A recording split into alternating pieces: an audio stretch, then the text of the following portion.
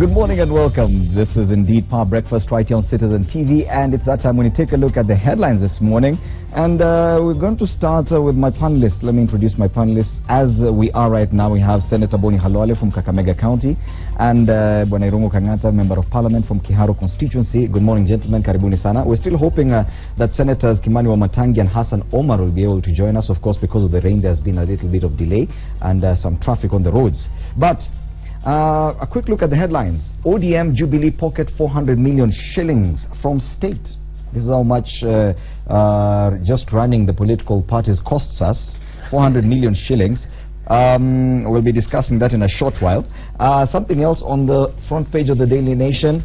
Scandals. See no evil, hear no evil. Parliament is now complaining that most of these institutions and officers tasked with investigating corruption simply go around in circles looking busy and waxing virtuous, but appear very careful to achieve nothing.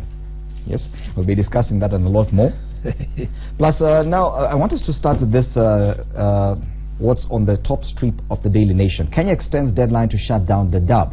Of course, the initial deadline, they were to start the repatriation of refugees at the end of this month, 30th of November.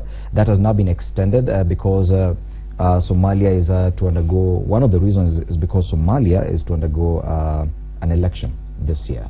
But because of Kenya's relations with its closest neighbors, that's why I'm thinking it's probably something very interesting to discuss right now. We've been trying to send back refugees. We've withdrawn troops from South Sudan, and a lot is happening regionally and right where we border. Senator.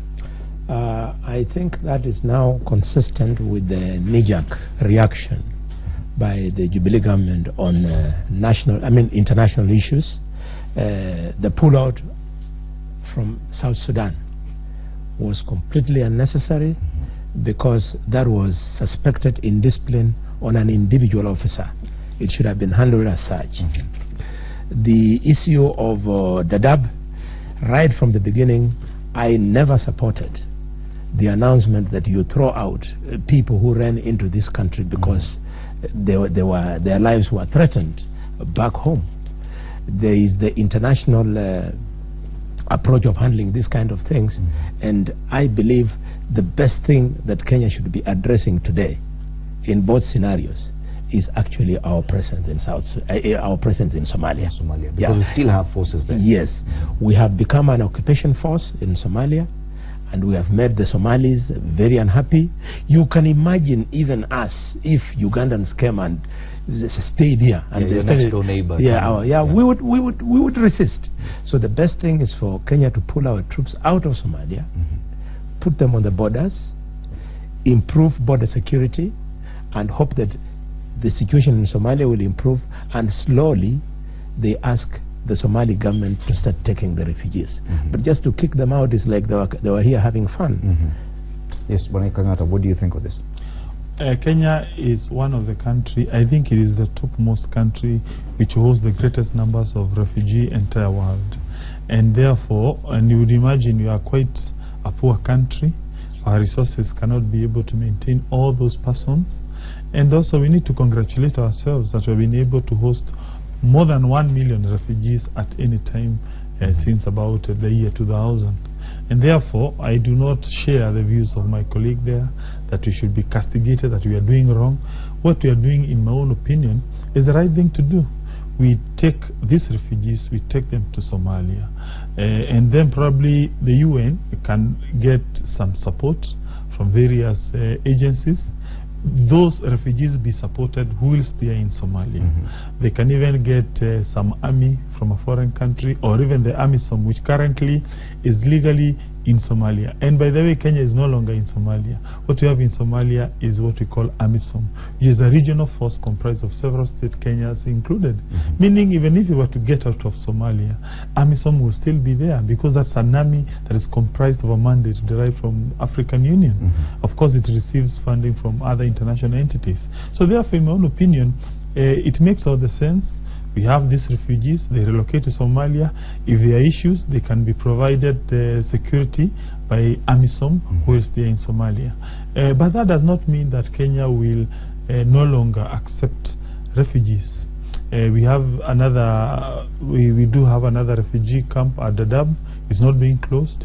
We also have other camps which will always emerge here and there. But then again, when you compare how Kenya has reacted to refugee crisis with our neighboring states compared with what I have seen in Eastern Europe, where about 10,000 refugees, they go into a country like Macedonia, then you see a huge uproar. Then I think Kenyans have been very good neighbors to our people. Of course, Interior Cabinet Secretary Joseph Kaiseri told the media that the postponement or the closure follows a request from the United Nations High Commission for Refugee. And the government has accepted the request to extend the deadline for the completion of voluntary repatriation of Somali refugees and the eventual closure of the camp by 6 months. However, ongoing voluntary repatriation will continue. So far, only 16,000 refugees have voluntarily returned to Somalia.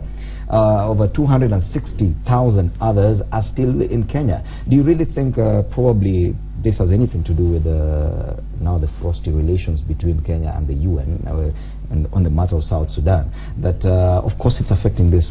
Another UN body, the UNHCR, is the one that has made the request. How does that pan out?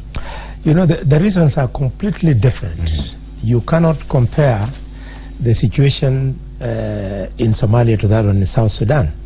And listening to my brother, I'm disappointed because you are the MP of the Matiba's constituency.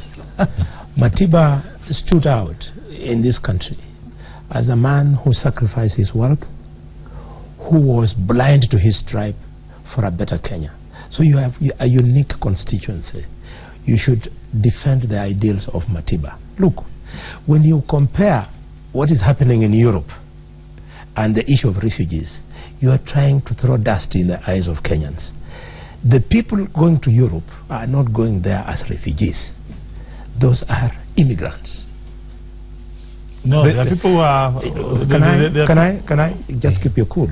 They go there as illegal immigrants, and the EU has addressed this matter very well.